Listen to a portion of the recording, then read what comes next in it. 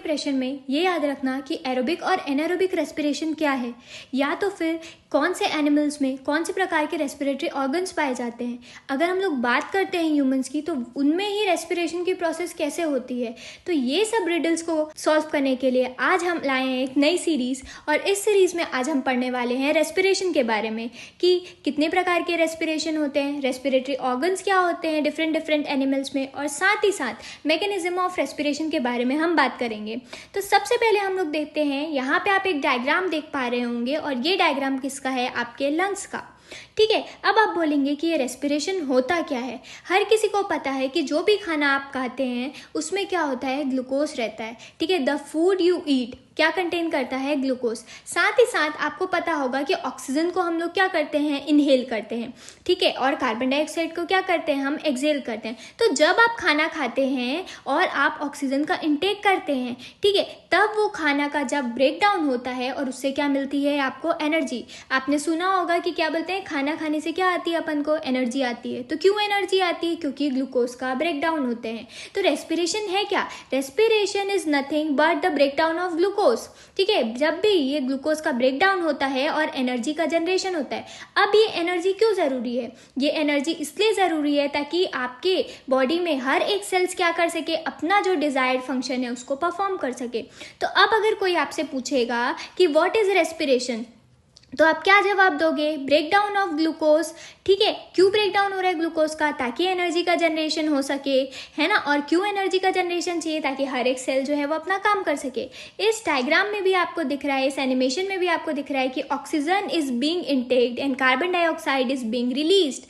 ठीक है, तो देखो अब आप बोलेंगे कि ब्रीथिंग और सेल्यूलर रेस्पिरेशन में फ़र्क क्या होता है। ठीक है, ब्रीथिंग में भी हम ऑक्सीजन लेते हैं और कार्बन डाइऑक्साइड रिलीज करते हैं, और रेस्पिरेशन में भी वही प्रोसेस होती है। लेकिन यहाँ पे कुछ मेजर डिफरेंसेस है जिसकी हम बात करने वाले हैं। देखो, ब्रीथिंग क्या होती है, ब्रीथिंग जो रहता है उसमें आप ऑक्सीजन लेते हैं, कार्बन डाइऑक्साइड को निकालते हैं। ठीक है, लेकिन सेल्यूलर रेस्पिरेशन में मैंने बताया कि उसमें क्या होता है, उसमें होता है break down of glucose. Glucose का ब्रेक डाउन होता है, एनर्जी जनरेट होती है। ये एनर्जी आपकी किस फॉर्म में स्टोर रहती है, एटीपी के फॉर्म में। क्यों एनर्जी चाहिए, क्योंकि हर सेल्स को काम करना है। ठीक है, अब देखो ये जो ब्रीथिंग होती है आपकी कहाँ होती है, लंग्स में होती है। कहाँ होती है ब्रीथिंग, अभी दिखाया आपको, कहाँ होती है, लंग्स में। किसके थ्रू होती है, हम सांस लेते हैं, नोज के थ्रू लेते हैं, माउथ के थ्रू लेते हैं, और फेरेंस के थ्रू लेते हैं। ठीक है, तो देखो कई बार ऐसा होता है कि जब आपको सर्दी हो जाती है तो आप नाक से सांस नहीं ले पाते हैं, तब आप क्या यूज़ करते हैं, अपने माउथ का यूज़ करते हैं। ठीक है, तो ब्रीथिंग में आपका जो मेन है वो कौन है, लंग्स में तो हो रही है, लेकिन कौन कौन से आपके बॉडी के पार्ट्स इन्वॉल्व हैं, वो क्या है, आपके नोज हो गया, आपका माउथ हो गया, और आपका फेरेंस हो गया। वहीं पर सेल्यूलर का मतलब ही होता है क्या, सेल, मतलब ऐसा रेस्पिरेशन जो कि कहाँ पे टेक्स प्लेस हो रहा है, आपके सेल में। क्यों, क्योंकि सेल को भी तो एनर्जी चाहिए काम करने के लिए। अब देखो ये जो ब्रीथिंग है उसमें कोई भी प्रकार के एनर्जी का जनरेशन होता है क्या, तो नहीं, कोई भी प्रकार की एनर्जी का जनरेशन नहीं होता। लेकिन सेल्स में एनर्जी जनरेट होती है, और वो भी किस फॉर्म में, एटीपी के फॉर्म में, जो कि क्या है, एडेनोसिन ट्राइफॉस्फेट। ये तो हो गई बातें। अब आगे देखते हैं कि ये ब्रीथिंग की प्रोसेस होती कहाँ है। ब्रीथिंग की प्रोसेस जो होती है वो कहाँ होती है, बाहर की तरफ, मतलब it is an extra cellular process. कैसा है ये, एक्स्ट्रा सेल्यूलर। और आपकी बॉडी में जो सेल्स है वो कहाँ पे रहते हैं, बॉडी के अंदर। तो बॉडी के अंदर अगर सेल्स हैं, इसका मतलब वो कहाँ पे होगा ये प्रोसेस, इंट्रा सेल्यूलर, बॉडी के अंदर होगा।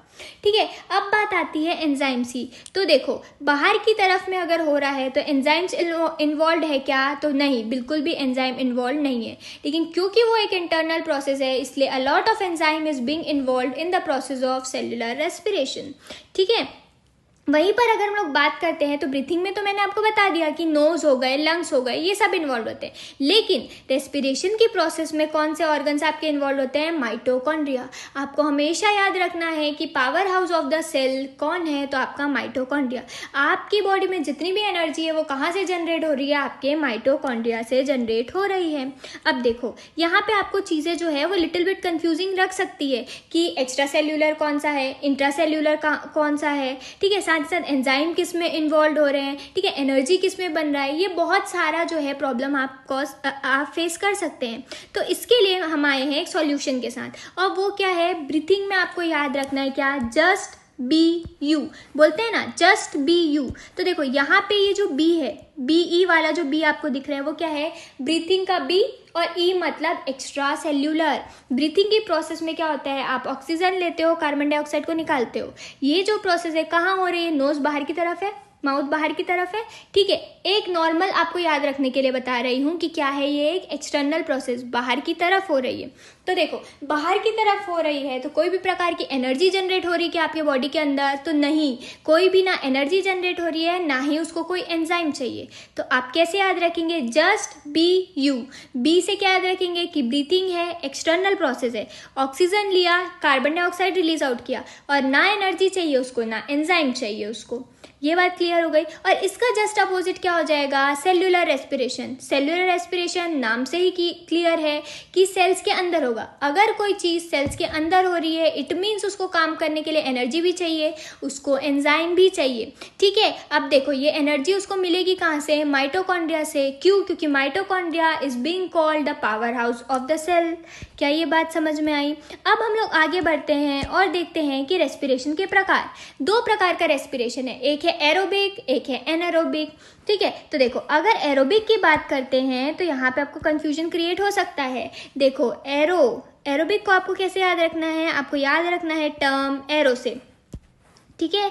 अब देखो ये एरो कौन सा वाला एरो है, ये एरो है आपके विंड वाला एरो, ठीक है।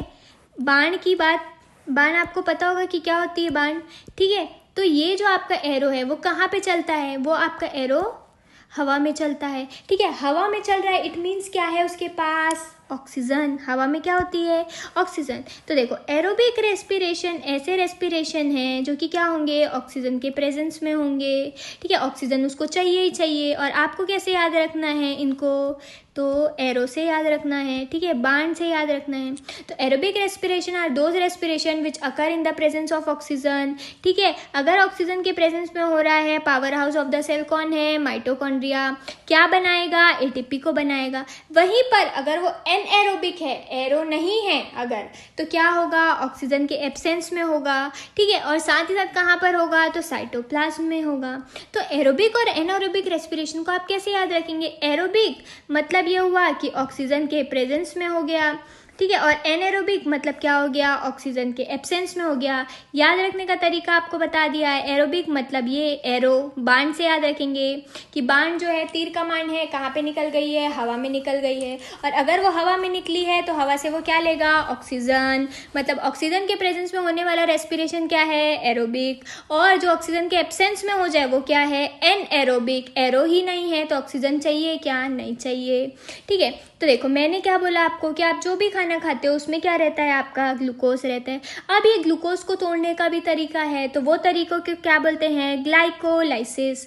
लाइसिस मतलब होता है तोड़ना, ग्लाइको मतलब है ग्लूकोज। तो ग्लूकोज जब टूटता है तो किस में कन्वर्ट होता है, पायरुवेट में। अब एक तरफ है हमारे पास साइटोप्लाज्म, एक तरफ है हमारे पास माइटोकॉन्ड्रिया, एक तरफ है एनारोबिक, एक तरफ है एरोबिक। अब मैंने आपको बताया माइटोकॉन्ड्रिया क्या है, पावर हाउस है। मतलब उसको क्या चाहिए, एनर्जी। मतलब उसको क्या चाहिए, ऑक्सीजन। मतलब वो कौन सा प्रोसेस हुआ, एरोबिक रेस्पिरेशन। लेकिन वहीं पर एनारोबिक की बात करते हैं तो जो फर्मेंटेशन की प्रोसेस आप देखते हैं, चाहे वो ब्रेड का बनना हो, वाइन बियर का बनना हो, ठीक है, ये सब जो प्रोसेस होती है, जो सड़ाने गलाने वाली प्रोसेस होती है, वो उसमें ऑक्सीजन की ज़रूरत पड़ती है क्या, तो बिल्कुल नहीं पड़ती। जैसे कि अगर आपको एक एग्जाम्पल दूँ तो जब एथलीट्स लोग जो हैं वो बहुत ज़्यादा विग्रस एक्सरसाइज करते हैं या फिर वो रनिंग करते हैं, तो उस समय क्या होती है, उनकी बॉडी में कंटिन्यूस ऑक्सीजन की कमी होती जाती है। और कमी होने के वजह से क्या होता है, लैक्टिक एसिड का प्रोडक्शन होता है, ठीक है। ये वाला जो प्रोसेस होता है रेस्पिरेशन का, एनारोबिक। इसीलिए आप देखेंगे उनके मसल्स में क्या आता है, क्रैम्प्स आ जाता है। मसल्स में क्या होता है, क्रैम्प, मतलब कि पैर में एकदम से सनसनाहट टाइप की लगती है, ठीक है, एकदम से उनको क्रैम्प्स आने लगते हैं, ठीक है। तो ये कौन सा रेस्पिरेशन हुआ, एनएरोबिक, ठीक है। यहाँ से आपकी बात क्लियर हो गई कि एरोबिक है मतलब ऑक्सीजन के प्रेजेंस में। कोई भी चीज़ अगर ऑक्सीजन के प्रेजेंस में हो रही है it means it required energy, और एनर्जी किस फॉर्म में होगा, एटीपी के फॉर्म में, ठीक है। और एनएरोबिक है इट मीन्स क्या है कि वो ऑक्सीजन के एब्सेंस में है। क्या याद रखना है, एक आपको याद रखना है ब्रेड वाला, ब्रेड, वाइन, बियर, ये सब जो है वो फर्मेंटेशन की प्रोसेस से होती है, ठीक है। अल्कोहल अल्कोहल का प्रोडक्शन फर्मेंटेशन की प्रोसेस से होता है। दूसरा आपको याद रखना है एथलीट्स को, कि जब एथलीट्स जो हैं वो बहुत ज़्यादा विगरस एक्सरसाइज करते हैं या फिर वो रनिंग करते हैं तो क्या आती है उनके मसल्स में क्रैम्प। और कोई पूछे अगर कि मसल्स में क्रैम्प क्यों आती है तो आप बोलेंगे due to lactic acid production. ठीक है, तो ये तो बात हो गई हमारी टाइप्स ऑफ रेस्पिरेशन की। ठीक है, आगे हम लोग बढ़ते हैं अपने लेक्चर की तरफ और हम देखेंगे कि रेस्पिरेशन अलग अलग एनिमल्स में कैसे होते हैं। सबसे पहले अमीबा। देखो ये जो अमीबा है उसका कोई भी प्रकार का कोई शेप होता नहीं है। ठीक है, तो सिंपली उसके जो सेल मेम्ब्रेन होते हैं वही क्या करते हैं, ऑक्सीजन को, जो उनके जो प्लाज्मा मेम्ब्रेन होते हैं वही क्या करते हैं, ऑक्सीजन और कार्बन डाइऑक्साइड को लेने और छोड़ने का काम करते हैं। ठीक है, तो देखो अमीबा में अगर कोई आपसे पूछे कि रेस्पिरेशन कैसे होता है तो रेस्पिरेशन तो होता है और वो कैसे होता है, सिंपल डिफ्यूजन की प्रोसेस के थ्रू होता है। कैसे होता है, क्या चीज़ है जो आपको याद रखना है, आपको याद रखना है डिफ्यूजन की प्रोसेस। अब ये डिफ्यूजन की प्रोसेस क्या होती है कि देखो ये सेल है, सेल के अंदर में किसका कंसंट्रेशन ज़्यादा है, कार्बन डाइऑक्साइड का कंसंट्रेशन है। ठीक है, और बाहर की तरफ में जो आपके हवा है, हवा में किसका कंसंट्रेशन ज़्यादा है, ऑक्सीजन। ठीक है, तो ऑक्सीजन जो है वो कहाँ जाएगा, from higher concentration to lower concentration, बाहर के इन्वायरमेंट से अंदर के इन्वायरमेंट की तरफ जाएगा। और किसके थ्रू जाएगा, तो आपके प्लाज्मा मेम्ब्रेन के थ्रू जाएगा। ठीक है, वहीं पर अंदर में क्या ज़्यादा है, कार्बन डाइऑक्साइड, तो वो भी कहाँ से जाएगा, बाहर से अंदर से बाहर की तरफ में जाएगा। तो सबसे इजी देखो अमीबा को याद रखना है कि वो कैसा होता है, इरेगुलर शेप का होता है। ठीक है, अब उसके पास कौन सा ऑर्गन है जिसके थ्रू वो जो है एयर को पास ऑन कर सकता है, वो है क्या, प्लाज्मा मेम्ब्रेन। दूसरी चीज, तीसरा ऑब्वियस सी बात है, बाहर अगर हवा है तो ऑक्सीजन की मात्रा ज़्यादा है, तो हवा कहाँ से जाएगी, बाहर से अंदर की तरफ। ठीक है, और कार्बन डाइऑक्साइड कहाँ जाएगा, अंदर से बाहर की तरफ। तो ये तो हो गई बात किसकी, आपके अमीबा की। अब देखो अब हम लोग बात करते हैं किसकी, अर्थवॉर्म की। अर्थवॉर्म की अगर आप बात करोगे तो वो जो है गैस का एक्सचेंज करता है और वो किसके थ्रू करता है, अपने स्किन के थ्रू। आप देखेंगे कि अर्थवॉर्म की स्किन कैसी होती है, बहुत ज़्यादा ही मॉइस्ट होती है। ठीक है, नमी वाली होती है। वो किस में पाया जाता है, बेसिकली आपके सॉइल्स वगैरह में वो जो है वो पाया जाता है। ठीक है, तो देखो अर्थवॉर्म जो रहता है वो उसके में टेंडेंसी होती है कि वो ऑक्सीजन को क्या करता है, अब्जॉर्व करता है। ऑक्सीजन को अब्जॉर्व करने की वजह से उसकी जो स्किन है वो कैसी रहती है, मॉइस्ट रहती है। और वही मेन रीज़न है क्या, उसके रेस्पिरेशन करने का। यहाँ पे आपको दिख जाएगी कि सेम वही कंसेप्ट, सेम वही डिफ्यूजन हो रहा है। बाहर की इन्वायरमेंट में ऑक्सीजन ज़्यादा है, अंदर की इन्वायरमेंट में कार्बन डाइऑक्साइड ज़्यादा है। तो हर एक चीज़ from higher concentration to lower concentration जाएगी। जैसे अमीबा में उसके पास क्या था, प्लाज्मा मेम्ब्रेन, तो यहाँ पे अर्थवॉर्म में उसके पास में क्या है, उसकी स्किन है। ठीक है, जिसके वजह से वो क्या करता है, रेस्पिरेशन की प्रोसेस कर सकता है। ठीक है, अब तीसरा हम लोग देखते हैं क्या, ग्रास हॉपर। अगर आप ग्रास हॉपर देख लो, कॉकरोच देख लो, मॉस्किटोज देख लो, इन सबके पास में क्या होता है, एक ट्रैकियल सिस्टम होता है। क्या होता है, ट्रैकियल सिस्टम। अब आप बोलेंगे कि भैया ये ट्रैकियल सिस्टम है क्या, है ना, तो हमको ये भी जानना पड़ेगा कि ये ट्रैकियल सिस्टम है क्या। देखो ये जो ट्रैकियल सिस्टम है वो कुछ नहीं होता है, लेकिन एक प्रकार का क्या होता है, ट्यूब्स का नेटवर्क होता है। क्या होता है, ट्यूब्स का नेटवर्क होता है। जैसे हमारे बॉडी में जो है पूरी नसें होती है, ठीक है, वैसे ही जो है ग्रास हॉपर्स देख लो आप, मस्कीटो देखो, इन सब के सब में क्या होता है, इन सब के सब में क्या होता है, एक ट्रैकियल सिस्टम पाया जाता है। ठीक है, और ये जो ट्रैकियल सिस्टम है आपका, ठीक है, ये जो ट्रैकियल सिस्टम है वो क्या होता है, ट्यूब्स का नेटवर्क होता है। पूरी की जगह देखो आपको दिखेगा क्या है, ट्यूब्स का नेटवर्क है जो कि पूरे इंसेक्ट की बॉडी में पाया जाता है। और ये जो ट्रैकिया जो है ओपन होता है किसमें, एक एक्सटीरियर पार्ट में ओपन होता है जिसको हम लोग क्या बोलते हैं, देखो स्पाइरेकल। आपको दिख रहा होगा एक एक्सटीरियर पार्ट, बाहर की तरफ खुलने वाला पार्ट, जिसको हम लोग क्या बोल रहे हैं, स्पाइरेकल बोल रहे हैं। और ये स्पाइरेकल भी क्या होता है, आपके एंटायर बॉडी सेगमेंट में रहता है। ठीक है, अब देखो हर एक स्पाइरेकल के पास में क्या होती है, एक कैविटी। देखो ये आपको स्पाइरेकल दिख रहा है, उसके पास में क्या होती है, हर एक के पास में क्या होती है, एक कैविटी। और यही कैविटी को क्या बोलते हैं हम लोग, ट्रैकियल ट्यूब। क्या बोलते हैं हम लोग, ट्रैकियल ट्यूब बोलते हैं। तो देखो अगर आपसे कोई पूछे कि ग्रास हॉपर, मॉस्किटो, कॉकरोच, इनमें कौन सा सिस्टम काम करता है रेस्पिरेशन के लिए, तो आप बोलेंगे क्या, ट्रैकियल सिस्टम होता है। ये ट्रैकियल सिस्टम क्या होता है, तो भैया ट्यूब का नेटवर्क होता है। जैसे हमारे में नसों के जाल होते हैं, तो वैसे ही इनमें क्या होता है, ट्यूब लाइक स्ट्रक्चर होते हैं। वो एंड कहाँ होते हैं, तो स्पाइरेकल में एंड होते हैं। तो क्या ये बात समझ में आई? ठीक है, फिर उसके बाद हम लोग ग्रासहॉपर के बाद हम लोग चलते हैं किसमें, फिश में। बचपन से हम पढ़ रहे हैं कि फिश के पास में क्या होती है, गिल्स होती है। ठीक है, गिल्स होती है, और ये गिल्स क्या करती है, आपके रेस्पिरेशन की प्रोसेस को करती है। देखो, जब भी जो फिश है आपके वाटर में रहती है, तो हमको पता है कि वाटर में क्या होता है, डिजोल्व्ड ऑक्सीजन। क्या होता है, डिजोल्व ऑक्सीजन। तो जैसे ही ये फिश जो है क्या करती है, पानी को लेती है, जब भी वो ब्रीथ इन करती है, अपने मुंह को खोलती है, तो गिल्स के थ्रू क्या हो जाता है, वो ऑक्सीजन उसके बॉडी के अंदर में चला जाता है। ठीक है, ऑक्सीजन जैसे ही उसके बॉडी के अंदर में जाता है, उसके बाद ठीक है, उसके बाद क्या होता है, पूरी के पूरे ये ऑक्सीजन क्या होगा, उसका ब्लड में जाएगा, ब्लड के बाद पूरी की पूरी बॉडी पार्ट्स में जाएगा, और वो क्या एग्जिट करती है, किसको, कार्बन डाइऑक्साइड को। ठीक है, तो सेम वही फिश है, पानी में है, पानी में क्या है, डिजोल्व ऑक्सीजन। ठीक है, तो जैसे ही मुंह खोला, पानी अंदर गया। ठीक है, तो गिल्स में क्या हो गए, उसके ऑक्सीजन थे, ये ऑक्सीजन गिल्स के थ्रू कहाँ चले गए, पूरे के पूरे ब्लड, और ब्लड से क्या होगा, पूरे के पूरे बॉडी पार्ट्स में चले गए। तो फिश कैसे रेस्पिरेट करती है, तो वो करती है किसके थ्रू, गिल्स के थ्रू। ठीक है, अब हम लोग देखते हैं किसके बारे में, फ्रॉग के बारे में। तो देखो, फ्रॉग के पास जो है वो कई सिस्टम है रेस्पिरेशन करने के लिए। ठीक है, उसके पास जो है एक स्किन भी है रेस्पायर करने के लिए, स्किन के थ्रू भी कर सकता है वो रेस्पायर। ठीक है, क्योंकि उसके पास स्किन है। ठीक है, फिर उसके पास क्या है, देखो उसके पास जो है वो लंग्स भी है। ठीक है, उसके पास क्या है, लंग्स भी है। ठीक है, साथ ही साथ उसके पास क्या है, उसके पास माउथ की लीनिंग भी है। ठीक है, माउथ की लीनिंग भी है, और उसके पास गिल्स भी है। ठीक है, अब देखो, अब ये स्किन के थ्रू कैसे करता है, तो जैसे कि मैंने आपको अर्थवर्म में बताया था कि अर्थवर्म की स्किन कैसी होती है, मॉइस्ट होती है। ठीक है, वो जो है स्किन के थ्रू ही ऑक्सीजन को लेता है। तो वैसे ही आपके फ्रॉग्स जो रहते हैं ना, वो भी कैसे रहते हैं, मॉइस्ट स्किन वाले रहते हैं। ठीक है, तो स्किन के थ्रू भी वो क्या कर सकते हैं, अपना गैशियस एक्सचेंज कर सकते हैं। ठीक है, और साथ ही साथ देखो, अब लंग्स के थ्रू आपको पता होगा कि ये फ्रॉग्स जो हैं वो कहाँ पे पाए जाते हैं, ये एम्फीबियंस होते हैं। एम्फीबियंस मतलब जो वाटर में भी रहते हैं, लैंड में भी रहते हैं। तो जब वो पानी में है सपोज, तो वो किसके थ्रू रेस्पायर कर रहा है, वो स्किन के थ्रू कर रहे हैं।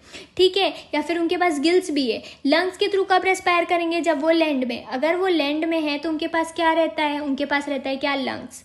ठीक है, देखो उनके पास जो है लंग्स होता है, तो लंग्स के थ्रू भी वो क्या करते हैं, वो रेस्पायर करते हैं। फिर उसके बाद क्या है, लीनिंग ऑफ द माउथ। उनके माउथ की जो लीनिंग होती है, जिसको हम लोग क्या बोलते हैं, बकल कैविटी वाला जो पार्ट होता है, वो भी ऐसा रहता है कि जब वो रेस्ट करते रहते हैं लैंड में, तो उसके भी थ्रू वो क्या कर सकते हैं, इनहेल और एक्सहेल। ठीक है, वैसे ही आपने सुना होगा गिल्स, जैसे फ्रॉग के पास, फ्रॉग जो है गिल्स रहता है उसके पास, फिश के पास भी क्या है, गिल्स है। तो उसके थ्रू भी वो क्या कर सकते हैं, वाटर का एक्सचेंज कर सकते हैं। ठीक है, तो क्योंकि फ्रॉग इज एन एम्फीबियन, उसके पास क्या है, रेस्पायर करने के लिए एक स्किन भी है, लंग्स भी है। ठीक है, माउथ की जो है वो क्या है, वो लीनिन भी है, और साथ ही साथ क्या चीज़ है उसके पास है आपका गिल्स। ठीक है, तो ये चारों चीज़ें आपको याद रखनी है। एक बार हम लोग जो है देख लेते हैं कि कोई अगर आपसे पूछेगा कि अर्थवर्म जो है वो कैसे रेस्पायर करता है, तो आप बोलेंगे किसके थ्रू, स्किन के थ्रू। ठीक है, वहीं पे अगर कोई बोल दिया अमीबा कैसे रेस्पायर करता है, तो आप बोलेंगे किसके थ्रू, तो प्लाज्मा मेम्ब्रेन के थ्रू। वहीं पे अगर आपसे कोई पूछ लिया कि ट्रैकियल सिस्टम किस में होता है, तो वो होता है किसमें, ग्रासहॉपर, कॉकरोच में। और हमने बात करी थी किसकी, फ्रॉग की। तो फ्रॉग में आपको चारों चीज़ें याद रखनी है कि वो स्किन के थ्रू भी रेस्पायर करता है, लंग्स के थ्रू भी करता है, माउथ की लीनिंग भी वैसी होती है, और साथ ही साथ गिल्स भी होता है। तो आज का हम लोग जो ये सेशन है वो यहीं पे एंड करते हैं। So thank you so much.